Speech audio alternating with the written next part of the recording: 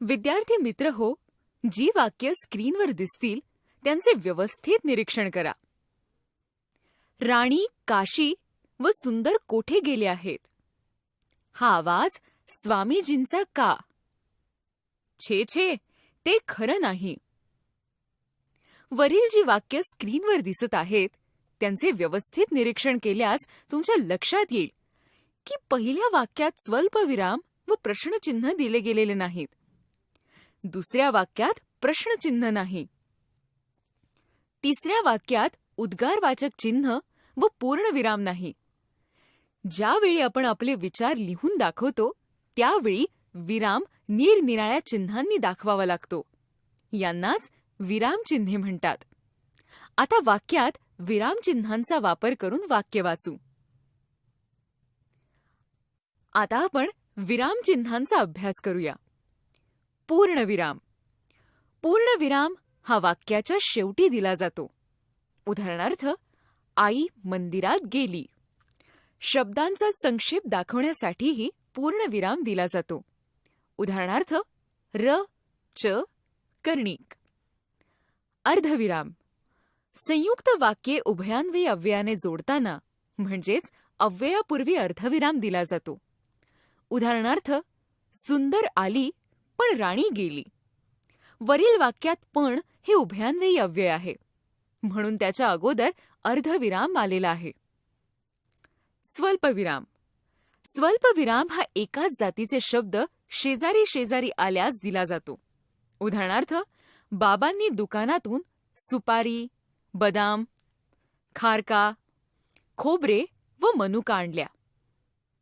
वाक्यातील विश्रांतीसाठी उदाहरणार्थ, अरे गरम चपाती खाऊ नकोस. संबोधनाच्या पुढे उदाहरणार्थ, प्रकाश पैसे दे. अपूर्णविराम. अपूर्णविराम तपशील किंवा क्रम द्यायचा असल्यास दिला जातो. उदाहरणार्थ, खालील क्रमांकांचे विद्यार्थी आज उपस्थित नाहीत. 6, 9, 15, 28. प्रश्नचिन्ह.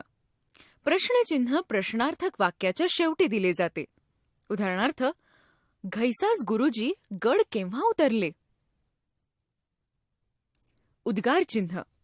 उद्गारचिन्ह आनंद, दुःख व भीती या भावना व्यक्त करताना दिले जाते. उदाहरणार्थ, बापरे केवढा मोठा साप. अवतरण चिन्ह. अवतरण चिन्ह बोलत असलेल्या व्यक्तीच्या तोंडचे शब्द दाखवण्यासाठी दिले जाते. उदाहरणार्थ, गोपू म्हणाला, मी बाजारात येईन. वाक्यातील एखाद्या शब्दावर जोर देण्यासाठी अवतरण चिन्ह वापरले जाते. उदाहरणार्थ, खांडेकरांनी ययाती ही कादंबरी लिहिली.